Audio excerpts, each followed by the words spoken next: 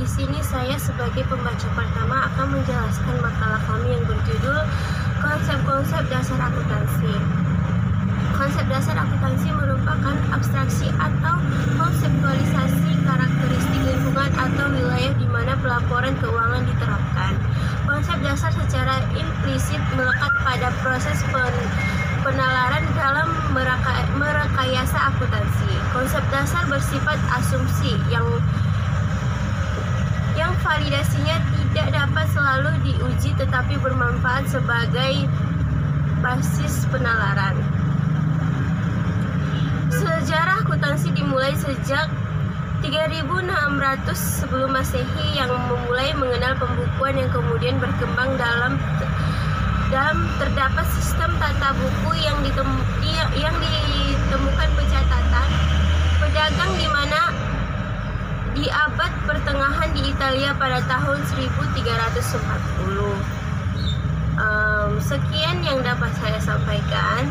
Akan dilanjutkan kepada teman saya Mustika Rizky sebagai pembaca kedua. Assalamualaikum warahmatullahi wabarakatuh.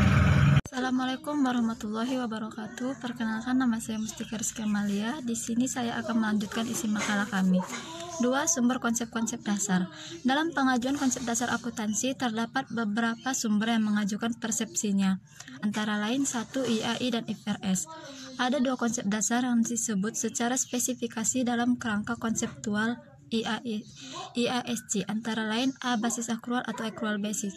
Konsep ini menyatakan bahwa dalam menentukan laba periodik dan posisi keuntungan suatu usaha, akuntansi mendasarkan diri pada pengukuran dan penandingan secara ekonomik pendapatan dan biaya, bukannya perbandingan antara biaya atas dasar kas masuk dan kas keluar.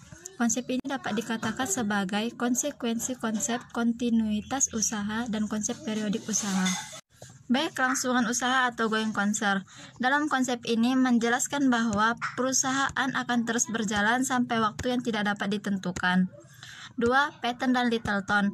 Konsep dasar yang dikemukakan oleh Paton dan Littleton antara lain A. Entitas bisnis atau kesatuan usaha, B. Kontinuitas kegiatan atau usaha, C. Penghargaan sepakatan, D. Kos melekat, E. Upaya dan capaian atau hasil, F. Bukti terverifikasi dan objektif, G. Asumsi. Mungkin cukup sekian yang dapat saya sampaikan. Selanjutnya saya serahkan kepada teman saya.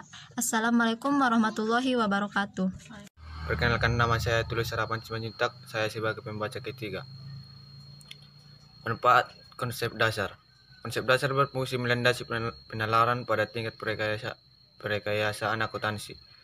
Konsep dasar lebih banyak manfaatnya bagi penyusunan standar dalam berargumen untuk menentukan konsep, prinsip, melodi, atau teknik yang akan dijadikan standar.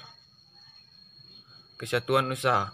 Konsep ini menyatakan bahwa perusahaan dianggap sebagai suatu kesatuan atau badan usaha ekonomik yang berdiri sendiri, bertindak atas namanya sendiri, dan kedudukannya terpisah dari pemilik atau pihak lain yang menanamkan dana dalam perusahaan dan kesatuan ekonomik tersebut.